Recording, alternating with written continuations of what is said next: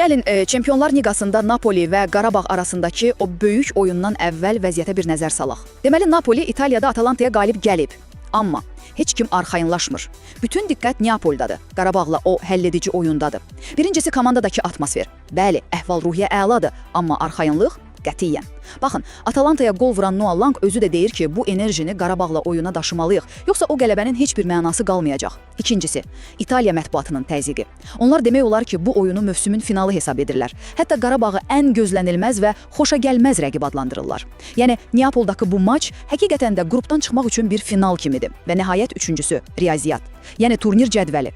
Baxın, 4 turdan sonra Qarabağın 7 xalı var, Napolinin isə cəmi 4. Rəqəmlər hər şeyi deyir. Əgər Napoli Neapolda xal itirsə, qrupdan çıxmaq xəyalları demək olar ki, bitir. Bu onlar üçün əsl olum ya ölüm maçıdır. Bir sözlə, yüksək ruh yüksəkliyi, güclü media təzyiqi və turnir cədvəlindəki o kritik vəziyyət, bütün bunlar bir araya gəlir və Napolini mövsümün bəlkə də ən gərgin 90 dəqiqəsi gözləyir.